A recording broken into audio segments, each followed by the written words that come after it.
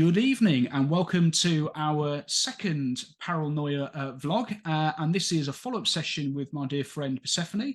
Now, hopefully you've seen the first chapter where we talked about some of Persephone's original sort of experiences with Demetrius and the sort of UFO experience, which was unlocked through regression. So I think that was an absolutely fantastic and detailed starting point. And what I'm keen to do in this session is maybe to talk about some of the sort of follow-up experiences you've had in the first instance with Demetrius, or that sort of environment.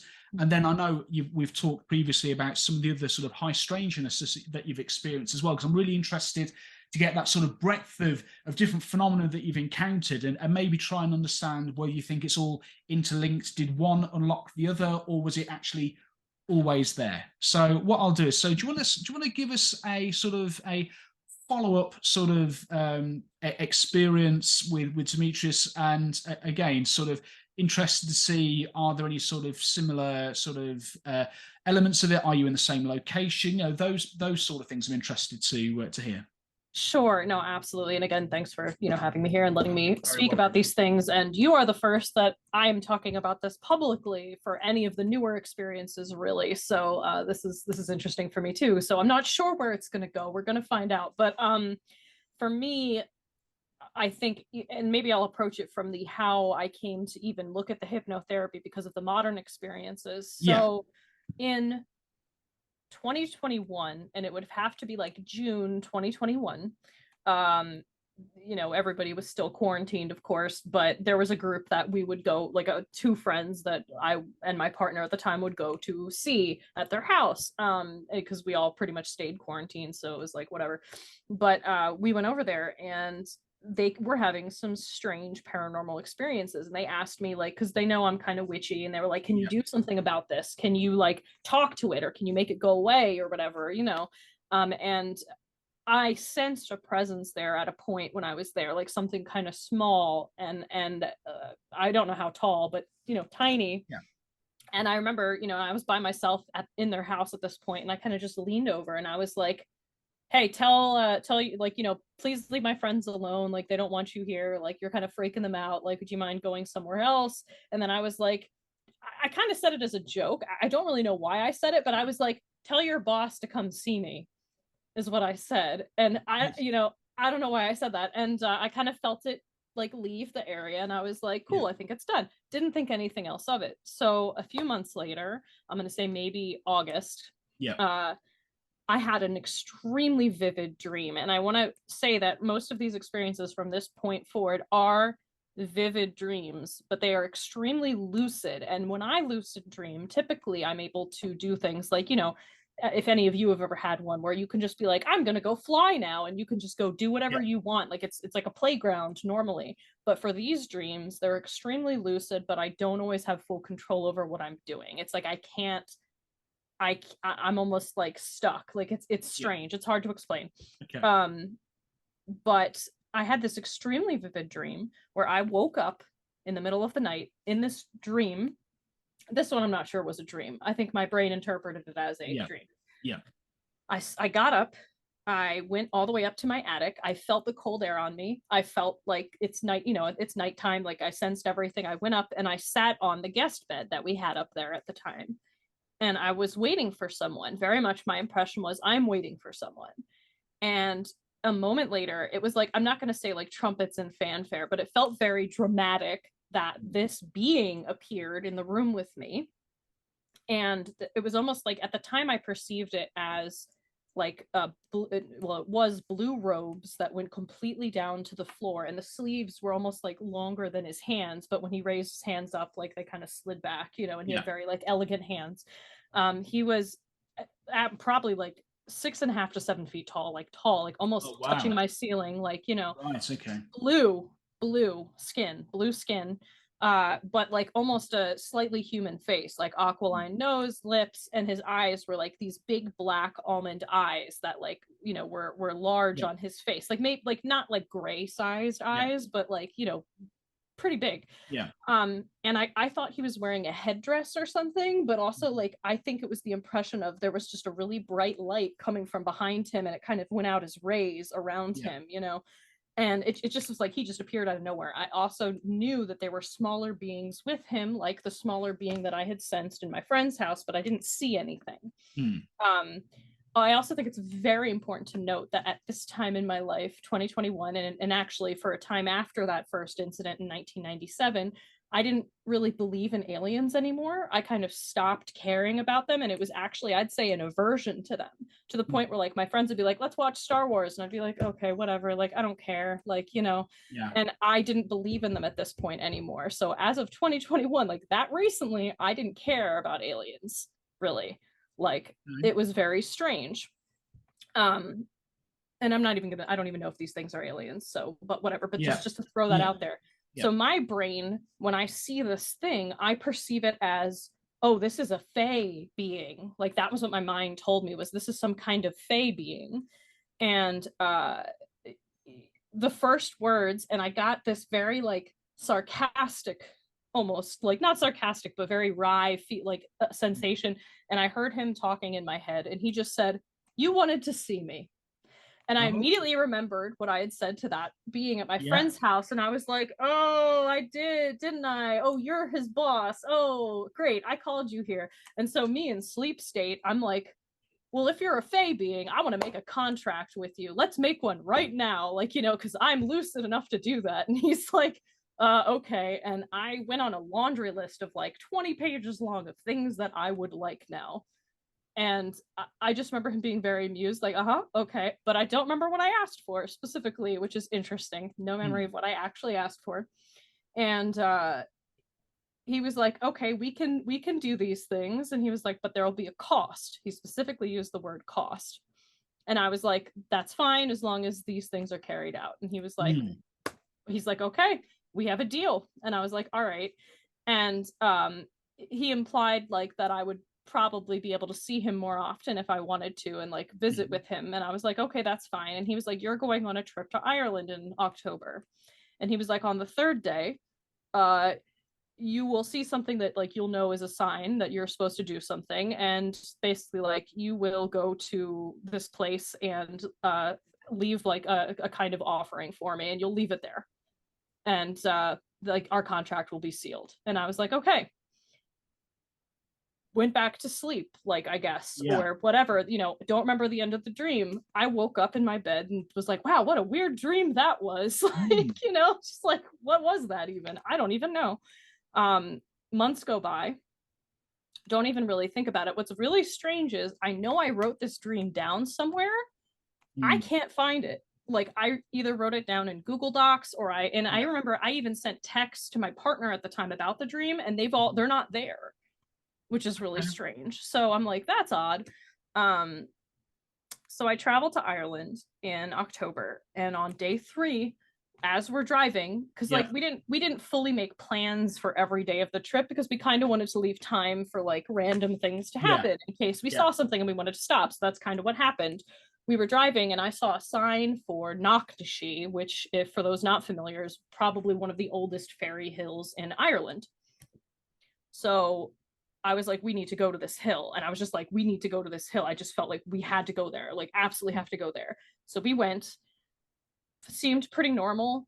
When I got to the top, though, there was a moment where I just felt like I just wanted to go to sleep. And I actually sat down in the heather. I was sitting at the and my partner's like, we gotta go. Come on, what are you doing? Like trying to pull me up. And I'm just like, oh, I just felt like I wanted to stay here. I don't know. It was weird. And I left like something there that I brought with me, and I left it there at the hill because I was like, that's what I was told to do on the third day. So I did. And I had a really vivid dream that night when we got to the hotel of talking to this being again, but he was telling me that he was Fae, but the vision kept flashing, and it was almost like I was not like he was trying to show me that he was taking me to his home underground, this fairy hill, but like I knew that it wasn't a fairy hill, and I kept seeing like metallic hallways, and I was like, why are there metal hallways here though? And like like I have a grand 4-poster bed, but it's not a 4-poster bed, it's a padded table. That's not a bed, that's a table. Like like my brain kept like flashing, and I was like, something doesn't mesh. And my partner was there, and he was sitting on a bench, And I remember saying, is he okay? Because he was just staring off into space, totally gone. Yeah. And, the being said to me, like, oh yeah, he's fine. He'll be fine. Don't worry about him. And I was like, okay, you know, and I woke up the next day. I don't even think I talked much about the dream with my partner at the time. Like we just kind of Yeah. dropped it and left it and whatever and moved on. And I didn't think anything of it until in early 2022. I heard a podcast where Terry Lovelace was talking about his experiences, and he mentioned that his friend, him and Toby, wanted to sleep and went to sleep when they were hiking. And I remembered instantly that moment on Knocknashee, and I was like, well, that's a really weird coincidence. Mm. And I started like it was so bizarre, but like I just suddenly started getting a really avid interest in aliens, extraterrestrials, like experiencers, like all that stuff. Just like it was literally like a switch flipped in my brain. And I remembered, like, when I was 12, I was telling everybody that I was abducted by aliens for a while. And then I stopped because I just got the impression that like I was losing friends over that. So Yeah. I just was like, oh, let me not talk about that. And like I didn't remember that I had even talked about it. And so two things happened simultaneously. I was like, let me start going to hypnotherapy because that was like the suggestion on experiencers. And then also let me pull out my old childhood diaries. And sure enough, when I was 12, I wrote an entry that I had no memory of writing that went into detail about me being abducted.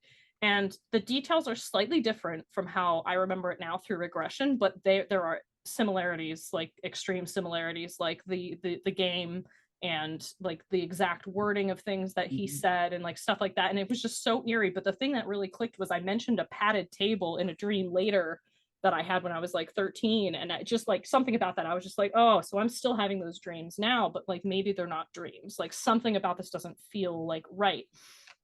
And so then, I uncovered everything that I uncovered. And this being is somebody that I've been dreaming about for years. Like, and he's gone through a lot of iterations of like, I thought he was an alien, then I was calling him Faye for a while, then I thought maybe he was a ghost. Like, I didn't know what to call him, but it was almost like he was always there. And he would just constantly like be in my dreams. Like this this notebook has dreams for like months and months where like it's almost like every third dream is like he's in it or something. And like I'll mention really weird details that by themselves didn't seem strange at the time, but now in hindsight I'll be like, he was outside my window, there were whirls of light, like he took me through the window, like weird comments where I'm like, why didn't that occur to me as like, like abduction things. So each time, do you think it is definitely the same being, or is it a case of it is possibly multiple beings, or it's a case of, do you feel that the image that you're seeing changes over time? It's trying to work out how you kind of visualize it, because I'm trying to think about this. Because often when I speak to people, people will talk about lucid dreams, and then the old argument will come out, well, a dream is a dream at the end of the day. How do you know that it's more than that? And what I try to explain to people is often you can be in a dreamlike state, but it's that lucidity where you're able to interact. And from my own personal experience, it is when you have that lucid dream, you just have this kind of gut feeling that it is something different than you having a normal dream. I don't want to put words into your mouth. That's certainly my kind of experience with that sort of thing. Yeah, no, they do feel different because and I've said to people, they almost feel realer than real. Like it's so vivid and you remember so many details, and it just seems like, and some of the dreams that I've had, like the dreams in my diary from when I was 8, like some of them are like 10 pages long, and it's just like, why were these so lengthy? Like, and just I remember all these things, and it's very, I don't know, it does to me, it's different from a normal dream, because I have normal dreams and they're just like, I can tell, and I'll note them down because I keep track of all my dreams, like nowadays I try to, but you can just tell when they're different. There's just something about them. So actually more recently I had a dream with him now after doing all of this. And that I've had 2 dreams actually recently. And the first one was late March. So it would have been like March 21st, 23rd, somewhere around there. And I had this extremely vivid dream where I woke up. Well, no. So actually how it started was I felt like I was lifting off of my bed. Yeah.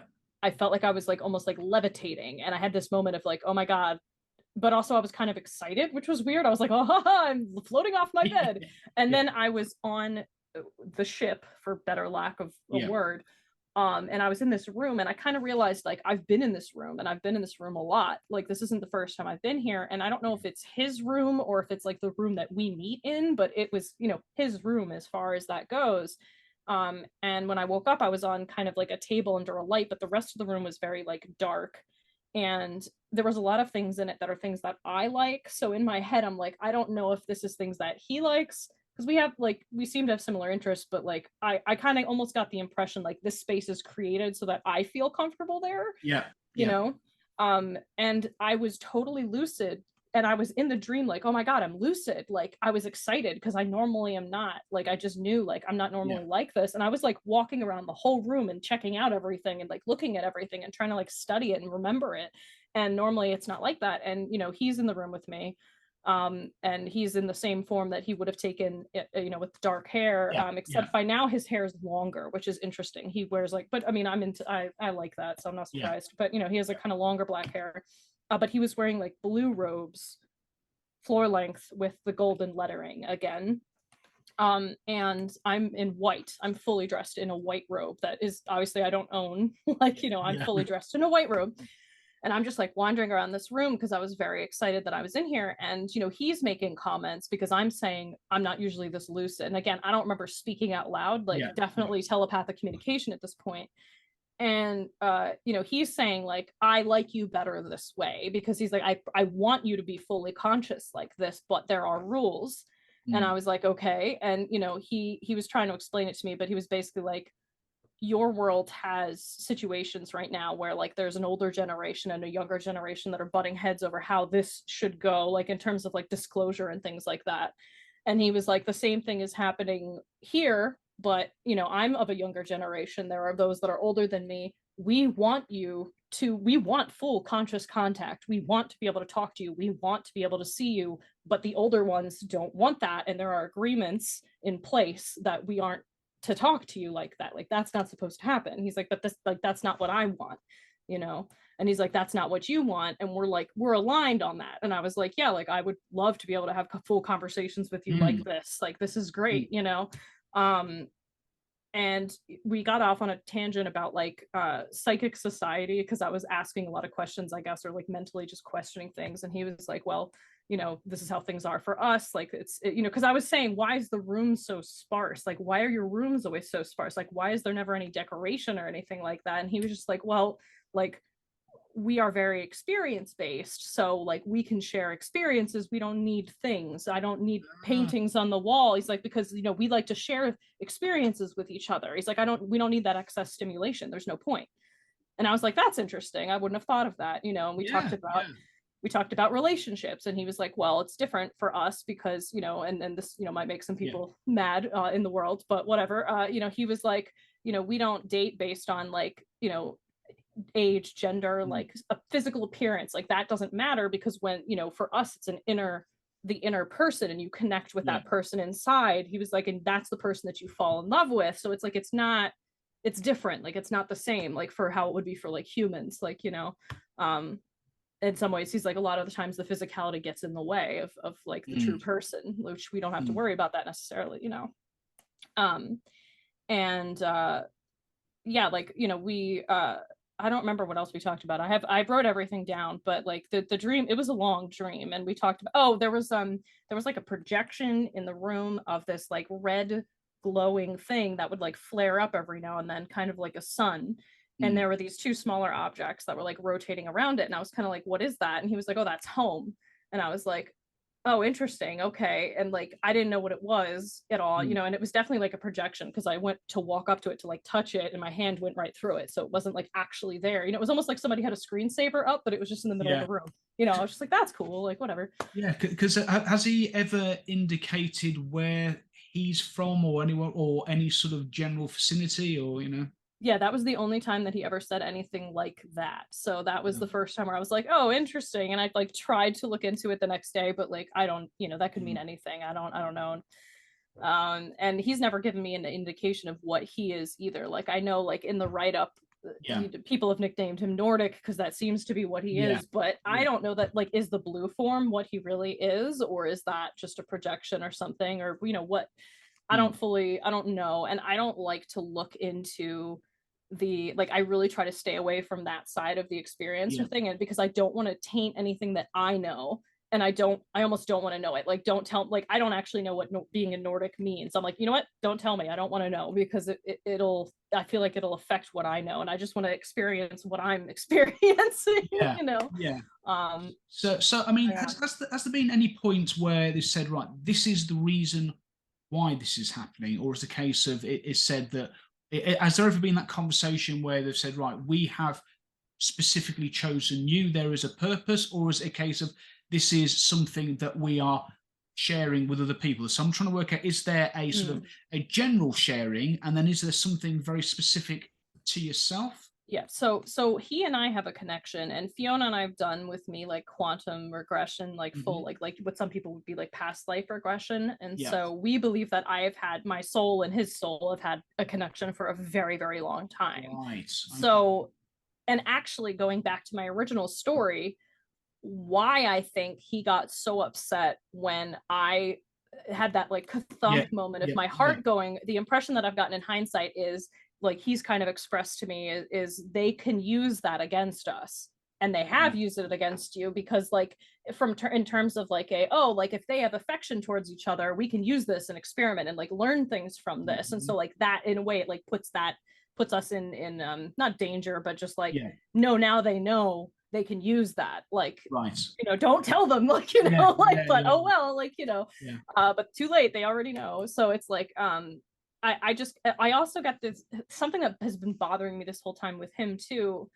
um I get the impression that he's either captive or like in a contract and forced to work there, and I don't know why, and I don't know what the deal with that is. Like, I just get the impression that like he doesn't have total freedom. Like, he's free to leave, but he's not free to do everything that he wants, and that Right. intrigues me, and I don't know what that means So, either. so would that be almost a employer-employee sort of relationship, or is that more actually of a, servitude slavery type sort of relationship? Or So I like I said, I get the impression that he's a teacher. I get the impression that he's a very strong psychic teacher, and his job is to teach humans psychic ability. That is something that I've kind of gotten over time. yeah. uh that's the feeling that I get Mm. that he really hates working for the mantis being. I feel like he is actually more powerful than the mantis being from a psychic perspective, and he Mhm. hates having to work for him, and I definitely get the impression he is working for him, like you're saying, employer Yeah. employee, and he Right. can't not do. But like, it almost seems like there's more to it than that, and I don't know if this is like, on a bigger scale, like there Yeah. are rules that he has to follow, and he doesn't want to follow those rules because like we have that connection, and it's like, no, I want to talk to you, but I Right. can't, like, I can't. And I even asked him, like, because I had kind of concerns with that, and I was just like, are you telling the truth to me? Like, are you lying to me? And he was like, I want to tell you everything, and I want to tell Yeah. you the truth. I Yeah. can't tell you everything that I want to Yeah. say to you. And I was Yeah. like, okay, and so he's never like, and I've never really asked, like, well, why me? Why did you pick me? But like, Mm. you know, yeah, I don't know if there's like a, what the Yeah. greater reasoning Yeah. is.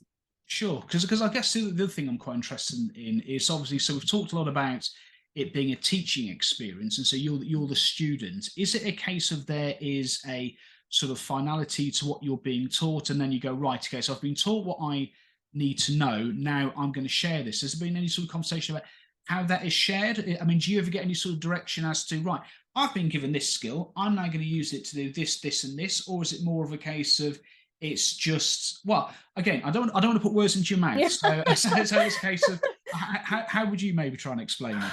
I don't know, and it bothers me because that this is the stuff that I think we're all struggling with right now, Mm. and why I think disclosure in the end is so important. It's like, why is this happening? What is the final purpose? What is the final goal? Like, why are you training people to do these things? Like, I'm one of the other things that I knew absolutely when I was in that room standing with him, and whether in a dream or not, I knew that I could fly the ship if I had to. I had that knowledge in that moment. Like, if I was asked, you need to fly the ship right now, I could go do it, because I guess over the period of time since 1997 to now, I've learned how to do it somehow.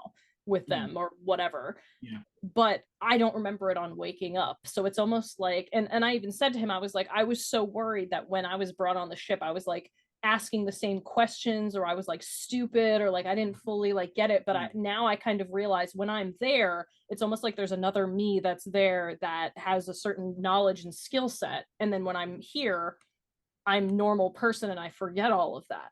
Oh, Like, and that's kind of that's very, very interesting, because I've come across quite a few cases where people have said that it's a case of their physicality stays on the ground, but it's like almost an astral version of them that is basically taken up into the ship, and that's something I've come across a lot. And I know that I used to be able to astral travel as a kid because I practiced it. First of all, I don't even know how I learned about it. It's really funny because even in my diaries, I wrote something about astral plane, but I spelled it like PLAIN because I had no idea. So I was like, how did I know that term?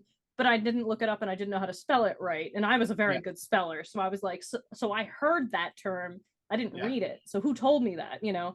But I was saying how I could travel. Some of my dreams were me traveling to the astral plane. Like I specifically said that. And like, I remember there were several times where I woke up above my body in bed and then like jerked back into my body. Like, you know, like just like weird moments like that. So I do think some of it is more a consciousness than your physical body. No, and I would agree with that. That's certainly a lot of what I've been looking into. Would suggest that consciousness is actually the underlying sort of conduit behind all of this sort of experience. So I guess what I'm trying to work out now is, so for people who are watching this, to try and get them to sort of understand. So when you say that basically you're traveling on the astral plane, how would you explain that to someone that doesn't understand what? Actually, I know, very difficult. There's, you know, considering there are very thick books on this subject. I guess if you try and sort of explain it in sort of layman's terms, or as best you've experienced. You know, old me would have called it the astral plane. Modern me that's looking into the theories of human consciousness, I don't know what I'd call it. I don't know if I'd call it another dimension or another place, but basically there is the ability to leave your body and to travel to another space in which your consciousness is present, but your physical body is not. Your physical body stays behind, but your mind is somewhere else. And this place that you go, it's possible to do it through lucid dreaming. It is possible to do it through things like, for instance, the gateway tapes. If you practice them rigorously like you're supposed to, you can. I, for some reason, tend to black out, and I can't actually do it right now. And I think that's really weird because I used to be able to do it really easily. And I was like expecting that now that I'm older, like I'll just pick it up again. And it's like, I can't, it's almost like something doesn't let me do it. And I'm like, oh, like I want to do it. And I can't. But it is something that is trainable. Like this is a real thing. It's not like crazy, like people can do it. So you can do it. And you know, would you believe, now I believe sometimes there's a certain amount of sort of interconnectivity. Would you believe this morning, literally at 9 o'clock this morning, I was actually watching a video on the gateway tapes. Look at that.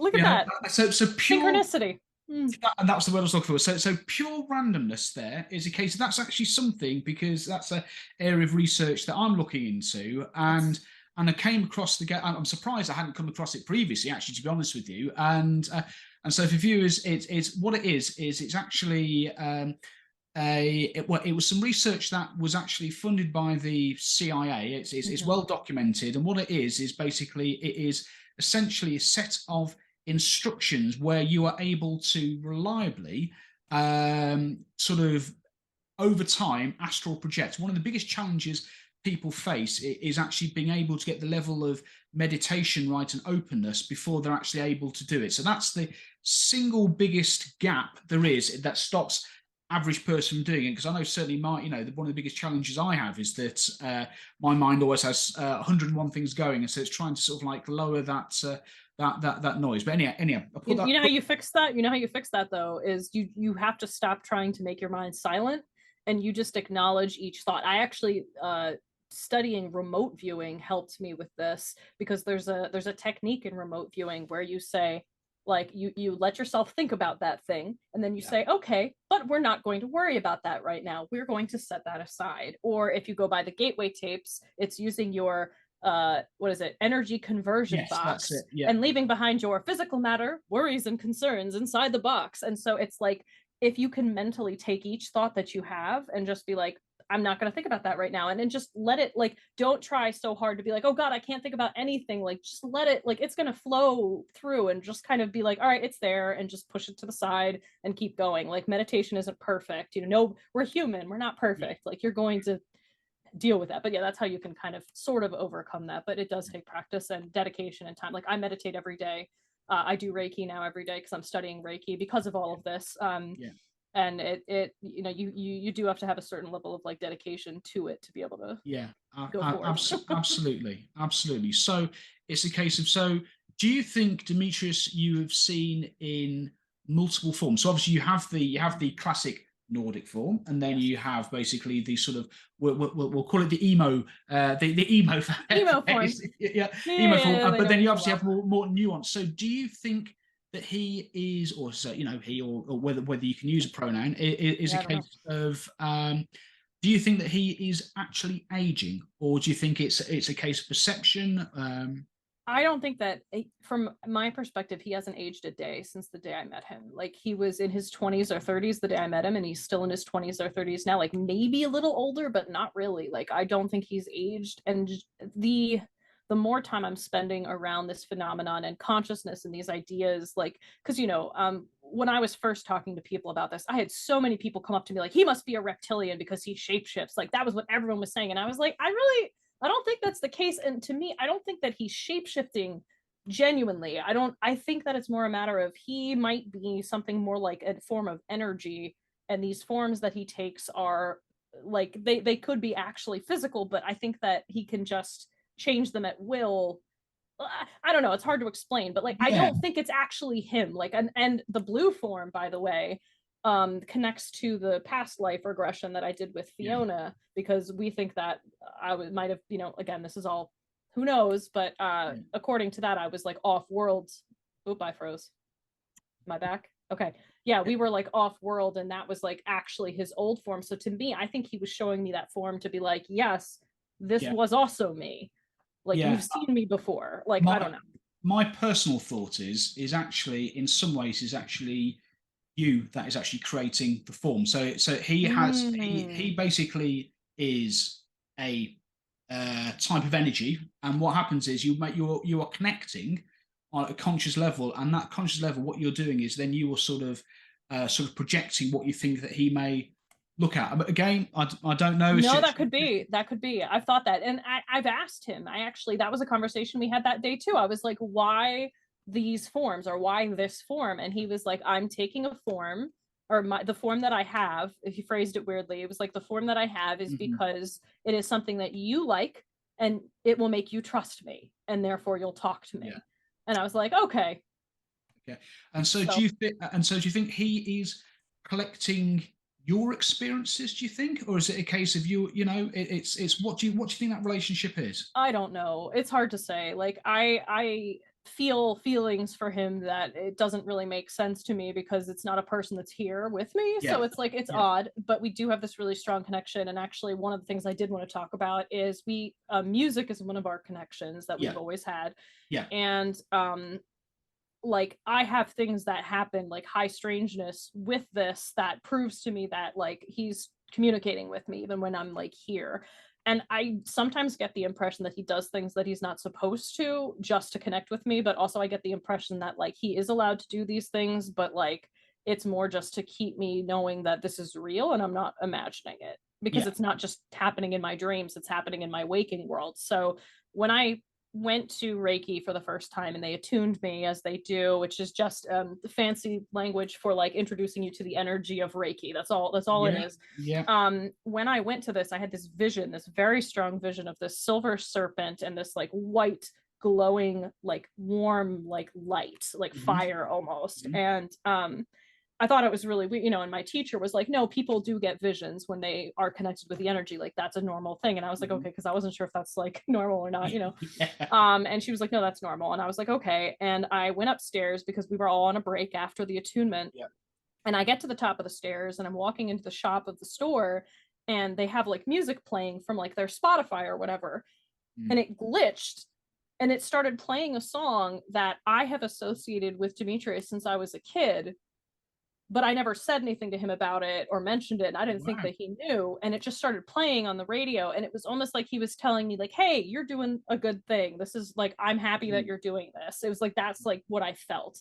And it was just such a weird moment because I was like, it's things like that that happened to me where I'm like, this is real. Or like there was a day that I was like super depressed and I'm sitting in my bedroom and like it was just, you had, bad day at work kind of a thing. Yeah, Like I was just yeah. like, oh, I don't want to do anything. I just want to lay here. I don't want to get up and make dinner. And I was really sad. And everything was quiet, which is important. And my I'm not even going to say the name, my device, which you can Yeah. name just so I don't set everyone's off that's listening. My Yeah. device just out of nowhere starts playing this song by it's Elton John, but it's the new version of his Tiny Dancer, Hold Me Right. Closer, but it's the new version that they put Yeah. out during Yeah. quarantine where he's duetting with Britney Yeah. Spears. It just Yeah. came on out of nowhere, like out of nowhere. And I'm like, okay, that could be a glitch, but like things like that I always take as like signs or something. And the other thing, oh, that's something I never mentioned. He smells like cinnamon and always has. And so sometimes when I have these experiences, I will get the scent of cinnamon somewhere. So it's like not Mm. only now do I get the energy feeling of him that I'm Mhm. pretty familiar with by now, but sometimes I'll get the actual like scent around. So it's almost like, again, he's trying to tell me like, I'm real, this is real, I'm Mm. here. Yeah. So I So mean, it's, yeah. yeah. I mean, the other thing is a case of, and obviously would never want to kind of put yourself at risk at all. But has there ever been a thought that can I take something physical from this experience and kind of bring it back? I don't know whether that would actually The practically. Neil deGrasse Tyson question. Why doesn't someone bring back a pen? Yeah. I don't think they would let me, to be honest. So I don't usually remember how I leave the ship ever Mhm. if I'm there physically. I Mhm. really genuinely think that there's some process in which they most likely check you to make sure that there is nothing on you or hidden on you before you leave, because Mhm. I don't think they would let anybody go unless they wanted you to. Yeah. No, that Um, makes sense. the only thing that I took away from that one experience, that one dream, was he was wearing a very specific piece of jewelry, which I'm actually not going to talk about because I'm going to kind of leave that as a, Yeah. Sure. see if people know, see if I ever happen to hear it in passing, I'm going to look at that a little closely. Like, how did you know that? Yeah. Yeah. Sure. Um, but he left a piece of jewelry that was very just distinct. And I Mm. remember seeing it. It was the last thing I saw before I blacked out. And because of that, through my remote viewing, when I've been practicing it, like I can connect with him that way. And so I think he did that on purpose, as like, hey, this is a way for you to connect with me. Hey, so he left Mm. me that. But again, I was like, you're not supposed to do that. Like, I feel like that's not okay. Like, but I Mm. don't know. So, because it's Yeah. not anything that's really tangible, like evidence wise for anyone but me. So maybe it doesn't matter. Mm. But no, I've never been able to take anything physically. I wish I could, though. That would be Yeah. great. Well. I would love to. Yeah. So, so how many times? Oh, I don't know if you can even put a number on this, but how many times do you think that you've interacted with Demetrius? I mean, is it a case? I mean, so it's all right. Okay, fair enough. I have books full. Yeah, I don't know. I mean, like he's just been a part of my life for as long as I remember. Because even when I wasn't believing in aliens and things like that, I was telling friends that like he was like a ghost or some fake Yeah. creature that was stalking me. Like there was a brief period where things got pretty dark, and so you had said like, "Do you think this is the same being?" Yeah. And that period, I'm not sure. But like there was a lot of like fear-based things that happened, and I felt I was just scared a lot of the time. And I don't know if he was doing that or was forced to do that again, or if it was someone else pretending to be him. But there was just like a lot of really scary stuff that happened with him for a while, and it was almost like he was playing my villain. But even when I read my diary entries about it, my reaction, or like immediately after, he would be doing things like holding me or hugging me and like telling me that it was okay. And it felt really odd because it's like, why would you be this like really scary thing or person and then suddenly now you're comforting me? And so like to me it was almost like he had to do these things and then was like, I'm so sorry. Like, like I'm so sorry that I did that, but I had to, or whatever, Yeah. so I don't know. I don't know what to make of it, honestly, Yeah. but I think I've had so many. I feel like he's always been there, and I feel like in some ways he's always going to be there. Like even if Mm. the majority of for lack of a better word, abductions Yeah. stops happening, I still think he would be there. Like I don't So, know. and so do you? Because obviously, again, previously you've talked about your sort of your latent clairvoyance sort of ability. So, I mean, is there anything particular from that sort of area of your life that's kind of struck out? I mean, is there anything there that's triggered anything at all, or? So I'm trying to work to develop it now, and Reiki definitely is going to help with that, because everyone says if you want to become more psychic, take Reiki 1 and 2. Yeah, That'll yeah, definitely help you, you know. I'm working to try and make it more accurate, I guess, for lack of a better word. yeah, Like, I had a pretty cool remote viewing experience in which I made my partner pick from a book of photos, and I didn't know what he was picking, and I was like, choose one, stare at it, study it, don't tell me what it is, put it away, like put it to the side, and then I'm going to try and like remote view it and figure it out. And I thought it was from a childhood album, so I'm like, the things I'm writing down don't make sense, because I'm like, but you know, again, you're supposed to set aside your yeah, preconceived notions. So I'm like, I have no idea what this picture could be. And I'm writing things down. I'm like, I'm totally wrong. And then when I turned it around, it happened to be like from like an adult, like photo, not adult, but like a grown, yeah, when I was a grown up, a photo yeah, shoot that I did. And I was like, you know, one of my comments had been like diaphanous or like tool. And I was like, why is that coming up? Like, I was in mhm, ballet, but I don't think this is ballet. Like, what is this? You know? And I had on like a tool like dress in the remote viewing, and it was just like, really, it was cool, because I was like, oh my god, I was right. Like, you know, like, he had that yeah. moment where it's like, whoa. And like, literally, again, remote viewing something else, anybody can do it if you look into it. Like, anyone can do it, but your level of accuracy sometimes is the questionable Yeah, thing. that's the so I spent some time trying to look at the sort of psychic side of things. I went to a couple of spiritual churches, not because I was religious, but to try and understand that whether there was a direct connection between sort of the psychic world, the spiritual world, and how that all works together with science. Yeah, And it's a case, what I found personally is that sometimes, especially with a group of people, that you can your accuracy tends to go up. But I also find, though, I find it difficult. Certainly when I've tried to experiment, I've had some times where I've been able to go, yeah, absolutely spot on. Then other times it just sounds like you're talking random gobbledygook. yeah, And it's a case of, how do you sort of differentiate between this is a proper thought, and this is just something that the noise that your mind yeah. generally creates to stimulate itself. And I think, you know, Lori Williams is the famous remote viewer who's, you know, beginner, like early classes I've taken. I've not paid for the. I want to do the full version, Yeah, but it's expensive, so I haven't done yeah, it yeah, yet. But you know, she says like there's how does she phrase it, like provable material and like subjective material, so yeah, objective. yeah. And so if it's a target, you know, that you're trying to view, oftentimes, especially if you're military or Yeah, CIA, you know, the ones yeah, who were and probably still are using this, they kind of have an idea of what they're looking at. So even if you, the remote viewer, have no idea, they'll kind of have an idea if you're on or off or not. Or like mm, if somebody's remote viewing for an investigation and it's a criminal case and they're like looking for a missing child or something like that, like there's provable points, because it'll either be there or it won't, you know. yeah, yeah, But then if you're trying to do things like, you know, I want to see if there's a base on the moon, or I want to see, you know, in my case, like my being, I'm going to try and yeah, remote view him. Like, I have no way of knowing if any of what I'm seeing is accurate, or again, if it's just my mind. Like, there's not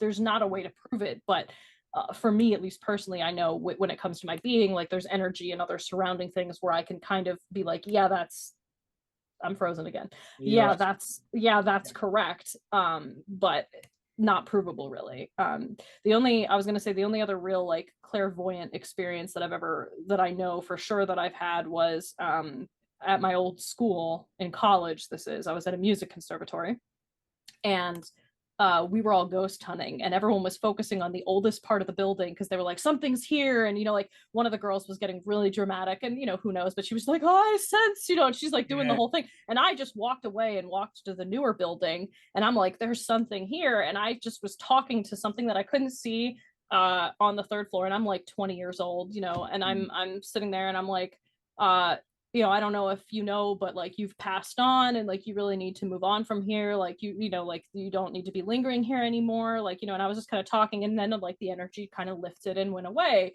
And the next day I had class in that building with one of my teachers who actually was also a student there. And so I went up to him and I was like, hey, was there ever anybody who died like on the third floor of this building? And he was like, how did you know that? And I was like, well, I was just curious, did that happen, like, you know? And he was like, yeah, yeah, he was like, a boy in the 80s like jumped off the roof and killed himself.